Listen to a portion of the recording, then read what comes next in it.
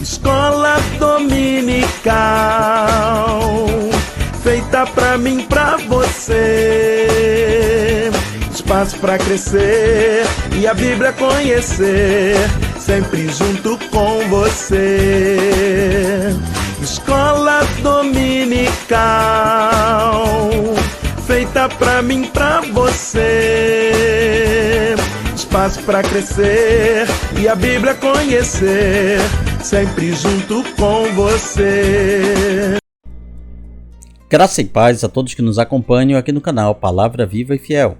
Vamos ao estudo da nossa revista da CPAD, Casa Publicadora das Assembleias de Deus, lição de adultos, estudando nesse trimestre sobre corpo, alma e espírito, a restauração integral do ser humano para chegar à estatura completa de Cristo.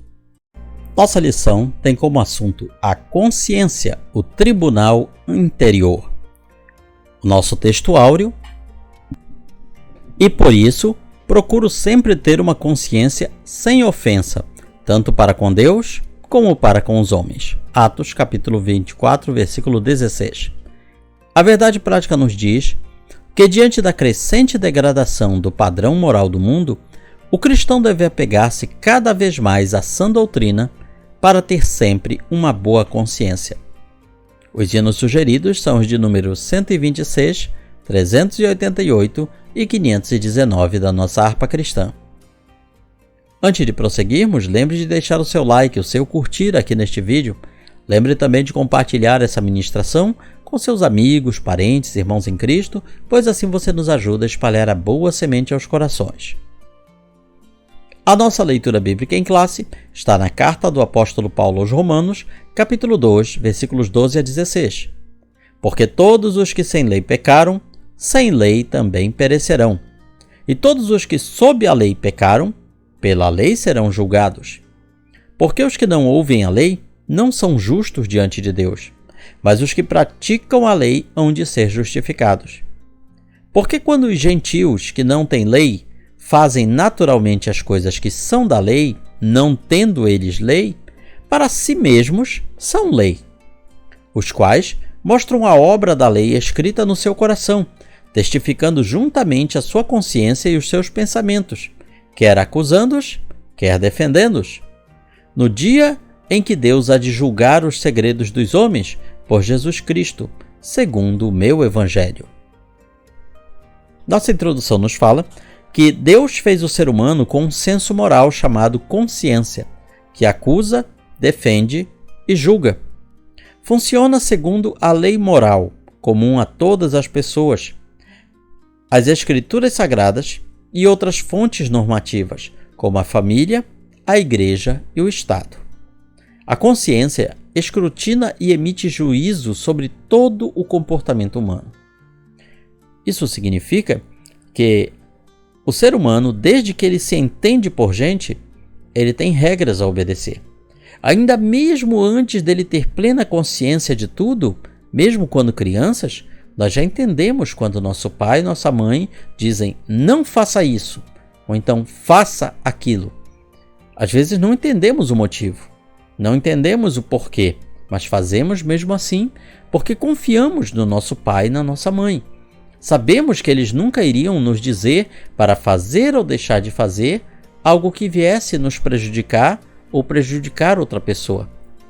Portanto, essa confiança acaba alimentando a nossa consciência, acaba fazendo com que a nossa lei interior seja ativada para a nossa consciência. Primeiro tópico: antes e depois da queda. Primeiro item: a primeira manifestação. Do grego syneides, saber com. A consciência é uma faculdade inata, ou seja, todos nascem com ela. É como um sensor instalado na alma humana. Alguns teólogos consideram que seja no espírito que reside a consciência. Não há consenso sobre isso. O fato é que a consciência é muito mais do que a matéria, do que nossos neurônios, do que nossos impulsos elétricos que ativam nossos pensamentos. Isso é apenas o efeito, é a manifestação exterior de algo interior que está na nossa alma e no nosso espírito. E a consciência é uma dessas coisas. Portanto, o que é a consciência? É uma capacidade dada por Deus para o homem discernir entre o certo e o errado, e assim orientar-se em suas decisões. Gênesis 2, 16-17 e Gênesis 3, 6-10 tratam da primeira manifestação da consciência na experiência humana. Deus estabeleceu uma lei específica naquele momento. Qual era? A proibição de comer do fruto da árvore da ciência do bem e do mal. Com um anúncio de penalidade, Deus avisou: no dia que desta árvore comeres, certamente morrerás. O homem transgrediu, desobedeceu, experimentou o funcionamento acusativo da consciência, culpa, vergonha e medo. Sensações que até então os nossos primeiros pais, Adão e Eva, nunca tinham sentido, porque eles nunca tinham desobedecido a Deus. E agora, a sua desobediência estava levando que eles experimentassem esses novos sentimentos, que não eram bons. A culpa não era um bom sentimento, a vergonha, o medo, nada disso era positivo. A vida deles, que até então tinha sido totalmente positiva, agora era carregada de negatividade. Havia um incômodo interior que eles não sabiam ainda explicar, mas era a consciência apontando para eles e dizendo: vocês pecaram, vocês erraram, vocês não fizeram o que agrada a Deus. Segundo item, o direito natural. Todo ser humano nasce com um conteúdo normativo fundamental na alma, que é a lei moral, também chamada lei da natureza ou direito natural. Não vamos confundir esta lei moral com o que dizem que é a lei moral já aprimorada, que seriam os 10 mandamentos. Aqui esta lei moral, ou lei da natureza, ou direito natural, está mais próximo do que nós chamaríamos de regra de ouro. Não faça para o outro o que você não quer que faça para você. No Gênesis, isso é visto pela primeira vez em Caim, que feriu esse direito natural tirando a vida do próprio irmão e experimentou uma trágica consequência, a maldição de Deus sobre a sua vida. Deus poderia ter matado Caim no mesmo instante que ele matou Abel. Deus sabia que Caim faria isso. Deus avisou a Caim: cuidado, você está indo por um mau caminho. O pecado está ali na tua porta, só esperando uma ocasião para entrar e dominar você. Deus o avisou. Deus falou com Caim diretamente, sem intermediários, sem profetas, sem visões, sem sonhos. Deus falou com ele diretamente. Isso seria o suficiente para que qualquer pessoa mais bem intencionada, com um coração mais puro, tomasse alento e evitasse aquele pecado. Mas não, ainda com o aviso de Deus, ele cometeu este crime contra seu irmão. E Deus poderia ter tirado a vida de Caim, afinal, Deus é o dono da vida. Mas Deus preferiu deixar Caim vivo para mostrar ao mundo as consequências do pecado, as consequências de tirar a vida do seu próximo. E ainda assim, a humanidade não aprendeu. Sua consciência, a consciência de Caim, o afligiu com uma pesada culpa, dada a gravidade do seu pecado. Veja em Gênesis 4, 13-14, as suas palavras: é maior a minha maldade do que a que possa ser perdoada. Eu estava dizendo: eu não tenho perdão. Eu tirei a vida do meu irmão. E dele completa: da tua face, ou seja, da face de Deus, me esconderei. Serei fugitivo e errante na terra. É óbvio que ninguém pode se esconder de Deus. Ele achava que fugindo de lugar em lugar, sendo um nômade, ele poderia se afastar da culpa que ele tinha experimentado naquele momento. E é assim que a maioria das pessoas faz. Quando elas reconhecem que fizeram algo muito errado, que elas não irão conseguir sanar, elas querem fugir do seu problema, se esconder daquela sua culpa em 1001 coisas. Quando a consciência acusa, não adianta tentar se esconder. O Salmo 139 e Jonas, capítulo 1, nos mostram que ninguém se esconde de Deus. Deus está em toda parte, no céu, na terra, no inferno, sim, Deus está em toda parte. Ninguém se esconde de Deus. Terceiro item. Lei escrita no coração. Em Romanos 2, 12 a 16, Paulo faz referência à lei mosaica, dada a Israel, e à lei moral, que é o direito natural comum a todos os homens. Portanto, erram aqueles que dizem que a lei mosaica ou só os 10 mandamentos é a lei moral. Na verdade, a lei moral é o chamado direito natural. É aquilo que qualquer ser humano entende, e isto aqui é errado. Matar é errado. Pegar o que não é meu é errado. Inclusive, essa lei moral ou natural, ela envolvia os gentios, os não-judeus, os quais mostram a obra da lei escrita no seu coração.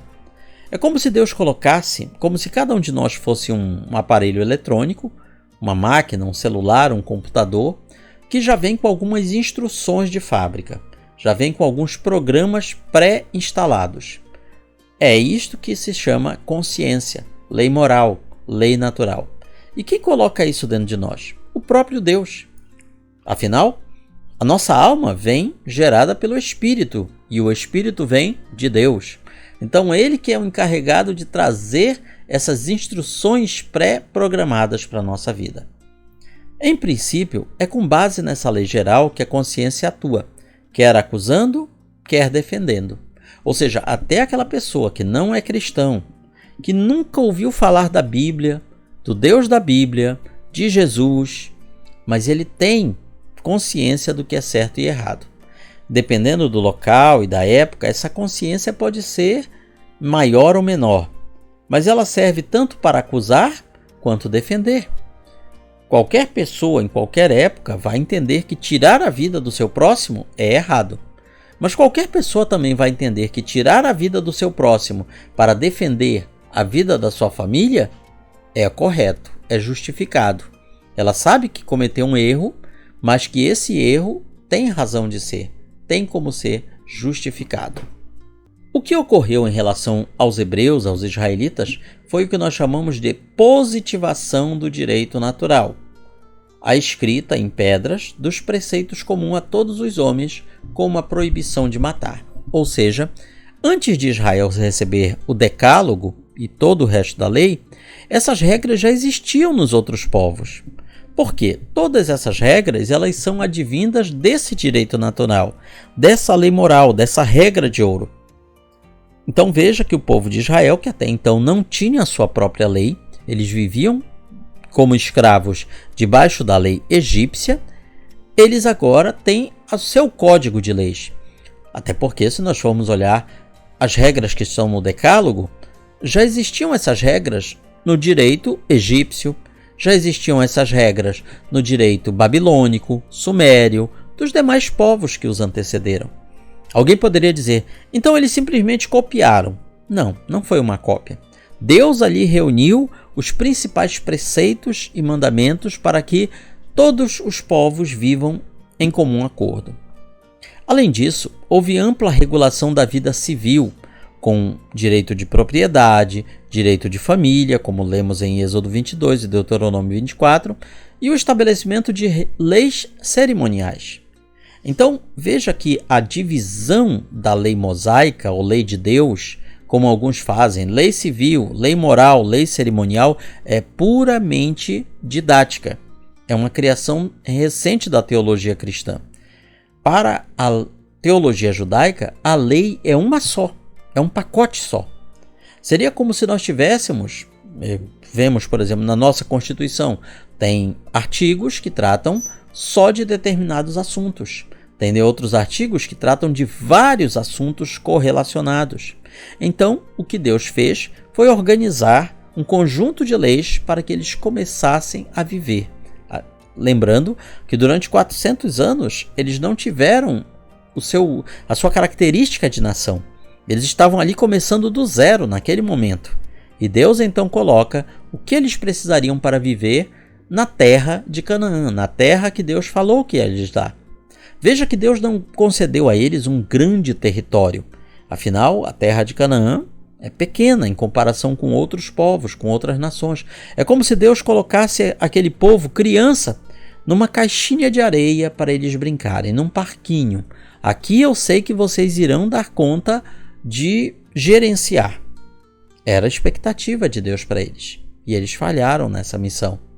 Mas veja que Deus concedeu a eles o mínimo necessário. Uma terra boa, que mana leite e mel, uma terra protegida, uma terra que ficava no encruzilhado de Europa, Ásia e África, portanto passagem obrigatória de caravanas, e Deus concedeu a eles todas as regras mínimas para que pudessem viver. Antes da codificação do direito natural pela lei mosaica, outras sociedades antigas tinham seus regramentos.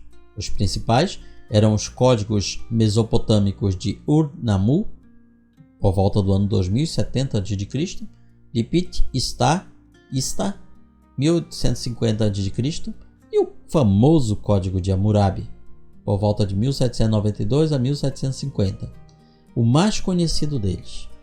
O que há de bom nas imperfeitas leis humanas é inspirado na lei moral escrita no coração de todos os povos. Então veja que em todos esses códigos mesopotâmicos e outros sumérios, egípcios, havia regras boas e outras nem tanto. E o que existe de bom nesses códigos, veremos então que é inspirado na lei moral, no direito natural, na regra de ouro. Segundo tópico, o funcionamento da consciência. Primeiro item, acusação, defesa e julgamento.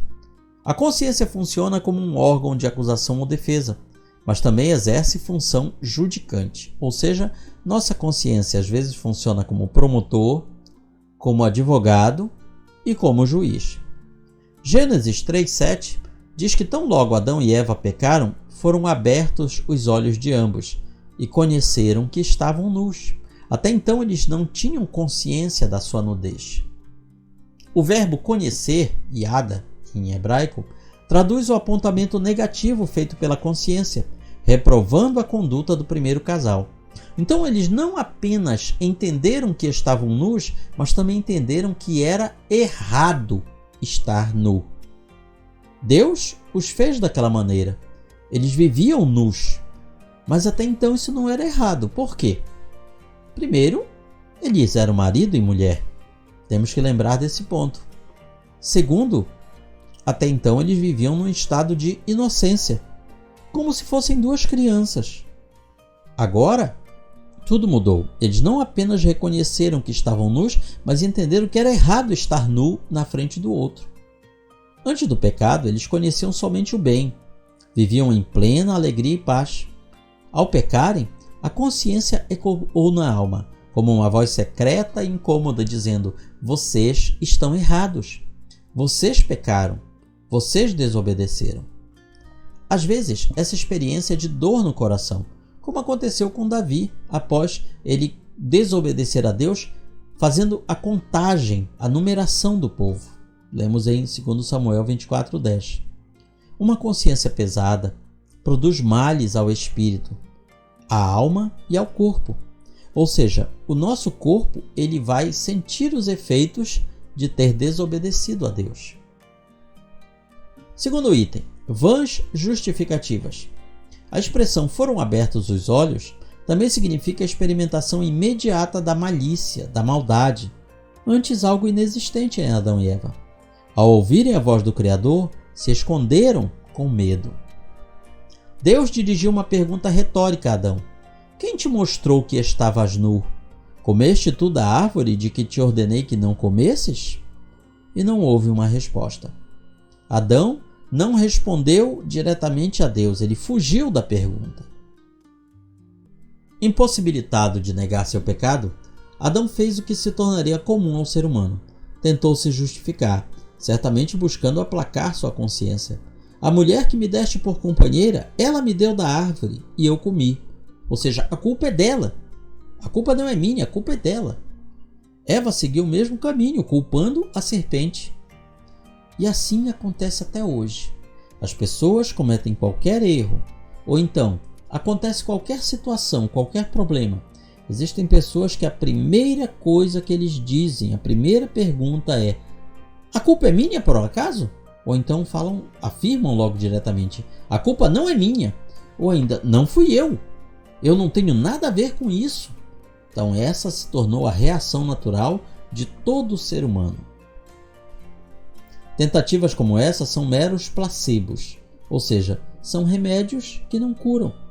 A consciência é implacável, não cede a vãs formulações humanas, ainda que teológicas, como as inclusivas, ou seja, a teologia inclusiva, que procura justificar comportamentos antibíblicos e antinaturais como sendo válidos em nome de um suposto amor.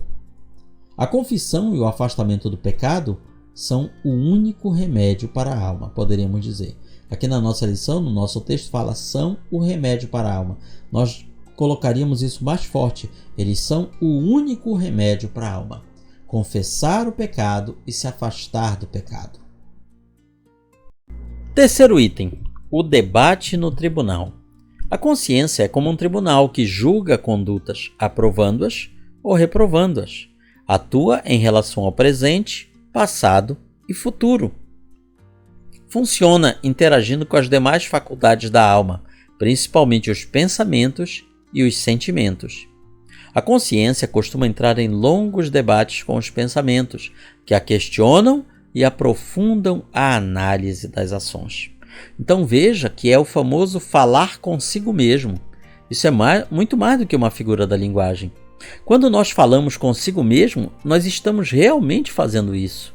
É como se fosse um eu dentro do próprio eu, que nos questiona, que nos acusa, que nos aponta o dedo e diz: você está errado, você está tomando essa linha, esse caminho, e isso não agrada a Deus, isso prejudicou outras pessoas, você está errado. E o outro eu fiz isso mesmo de errado, mas outros fazem também, então qual é o problema? Ou então ainda, eu fiz isso de errado, mas foi por uma boa causa, foi por um bem maior, foi por uma ação mais nobre. Ou ainda chega-se ao ponto do nosso eu interior dizer: eu não fiz nada de errado, o que eu fiz está certo segundo tal e tal norma. Esse basicamente é o embate do nosso eu interior.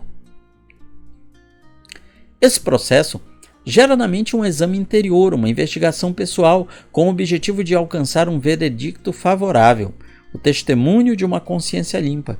Então nós procuramos desesperadamente nos auto-justificar com qualquer coisa errada que fazemos. Em casos assim, mesmo que acusações externas prevaleçam, como ocorria com Paulo em Cesareia, a paz interior em função da consciência estar sem ofensa. Então, há descanso para a alma. Terceiro tópico, a consciência é falível. Primeiro item, defeitos da consciência. A Bíblia menciona consciências defeituosas. Primeiro, consciência cauterizada, insensível ao pecado. O que é a cauterização? É quando uma ferida está em carne viva e nós aquecemos algum metal e encostamos naquela ferida. Dói muito, dói bastante, mas por algum tempo existe uma cura provisória, já que aquela carne viva agora está morta e com isso cria uma casca, um cascão para que a gente não sinta mais a dor mais forte. Só que isso tem um preço de uma dor na alma muito grande, de tal maneira que fique insensível depois. Também temos a situação de uma consciência fraca, ou que é legalista. O que é uma consciência fraca ou legalista? É a consciência de uma pessoa que se agarra a regras diversas de uma lei abolida para se sentir bem. É uma consciência fraca. Existem muitas pessoas, por exemplo, que procuram guardar o sábado do 7º dia e dizem se sentir muito bem com isso. É uma consciência fraca, já que precisam se agarrar àquela regra para ter alguma ilusão de que estão bem com Deus. Também temos uma consciência contaminada ou corrompida, ou seja, uma consciência que é muito mais do que imoral, é uma consciência amoral, é uma consciência que sabe que está fazendo coisas consideradas erradas, porém justifica suas práticas em nome de um bem maior.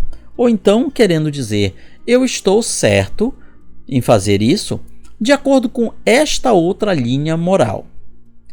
Para a consciência funcionar bem, é preciso estar corretamente educada e cuidada à luz da genuína palavra de Deus no Espírito Santo.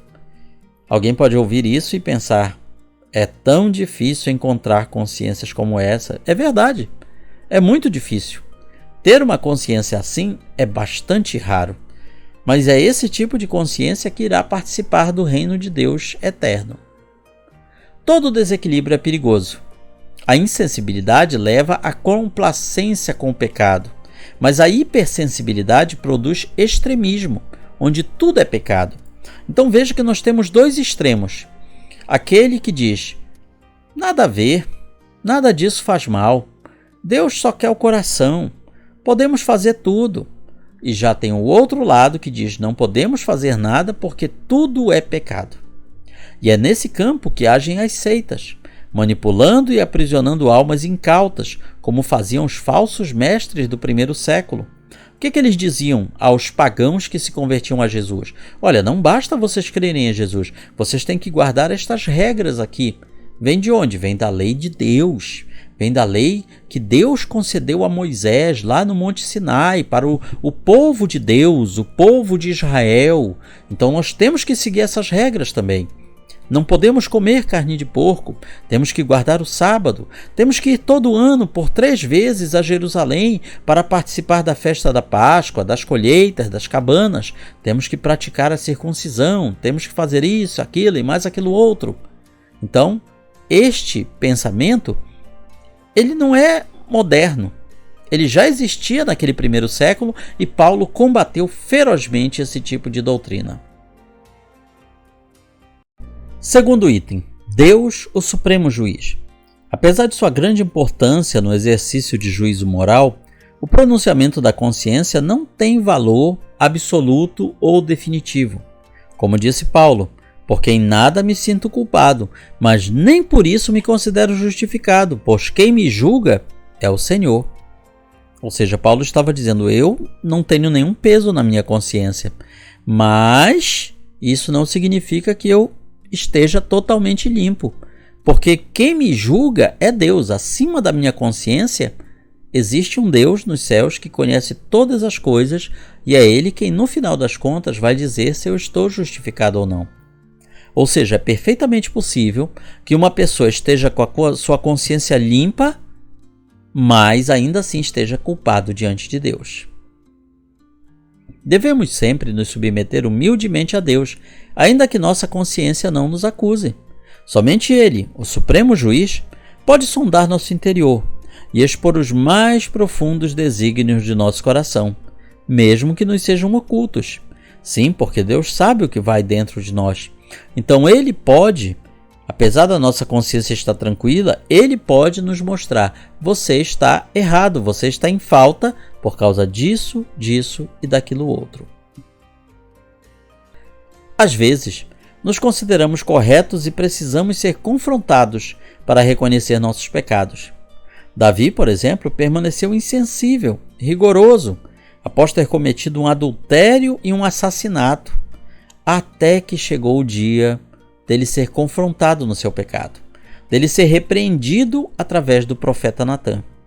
E o exemplo de Davi é maravilhoso para nós, pois ao ser confrontado pelo profeta, a partir do momento que o profeta disse: tu és tu, o homem desta parábola que eu contei, que pegou a ovelha do pobre, é tu. Ele não usou de meias palavras. E Davi não ficou procurando justificativas como dizer: eu? Não fui eu. O que você está me acusando? Você tem provas do que você está dizendo? Você viu alguma coisa? Sabe de alguma coisa? Você ousa me enfrentar? Eu sou o rei. Não, Davi não fez nada disso. As suas únicas palavras foram: pequei contra o Senhor. Que exemplo para nós! Bom seria se todos os crentes, ao serem confrontados pelos seus pecados, se comportassem dessa maneira. Nossas igrejas seriam mais limpas, nossas vidas seriam mais puras. Pedro precisou ouvir o canto do galo para ser confrontado do seu pecado. Ainda hoje o galo está cantando, só que muitos fogem para não ouvir. Pecados do espírito, como soberba e orgulho, são os que mais se escondem. Podemos dizer que a soberba e o orgulho são como aquele vírus que fica incubado, escondido no nosso ser, no nosso interior, e que muitas vezes é difícil até de nós mesmos conseguirmos detectar. Conclusão: devemos manter nossa consciência sempre pura, renovada, iluminada por meio do contínuo estudo da Bíblia, que é a nossa infalível regra de fé e prática. Se ela nos acusar, não nos esqueçamos: o sangue do Cristo é poderoso para purificar a consciência de todo aquele que, arrependido, confiar no poder do seu sacrifício. Cheguemo-nos sempre a Ele, a Jesus, com a inteira certeza da fé. Cheguemos até Jesus com a certeza de que Ele é o nosso advogado, Ele é o nosso sacerdote e está pronto a interceder por nós. Que Deus nos abençoe. Esse é o resumo da nossa sexta lição deste quarto trimestre de 2025, a consciência, o tribunal interior. E na sua escola dominical você vai aprender muito mais. Comente, curta, compartilhe este vídeo, nos ajude a espalhar a boa semente aos corações. Que Deus nos abençoe.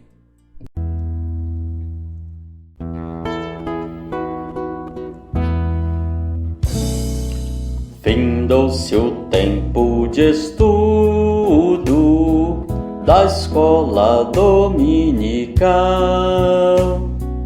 Boa lição aprendemos do nosso Pai Celestial. Despede-nos, Jesus Cristo, em tua paz e amor, e nos concede para sempre o teu celeste favor.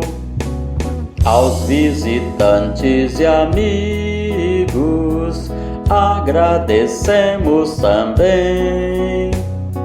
Que a paz de Deus reine em todos e até domingo que vem. E até domingo que vem. E até domingo que vem.